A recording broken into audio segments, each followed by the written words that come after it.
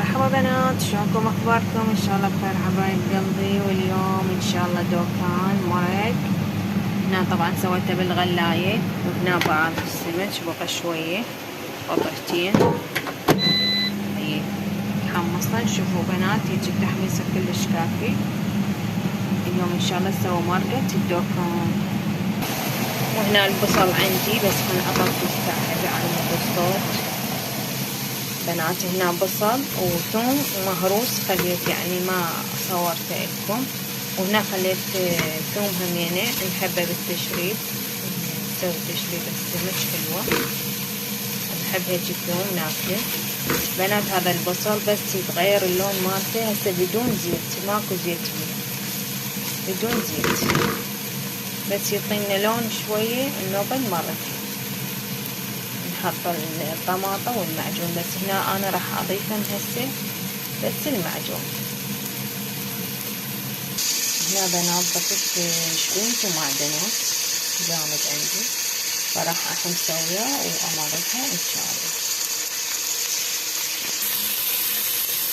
وبنات خلي ساعته خليت بس السلم المعدنات تطلع، بس تخليت حلوة. هنا المعجون عندي راح اضيفه،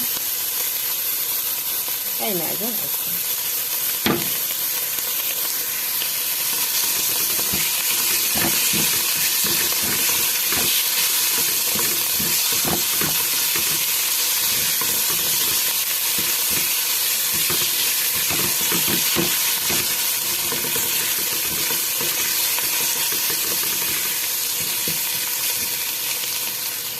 يا بنات راح اضيف الماء.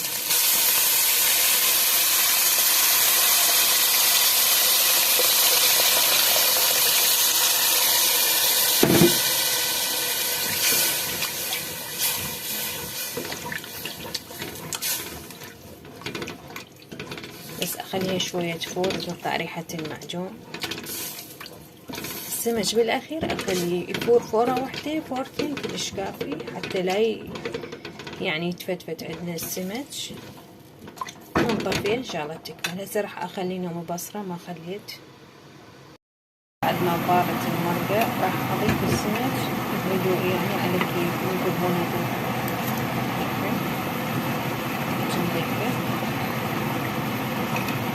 حتى ما يتفتت. اخليه تقريبا 10 دقائق هواي، 5 دقائق يفوت وأبرد الطبخة لأن هو أصلا متقلب مستوي كامل.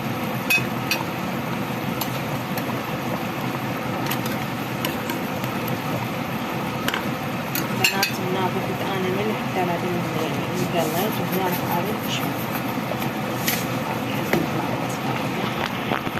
هنا بنات كملت مرقة السمك، وهسه بقالنا بس يتمن.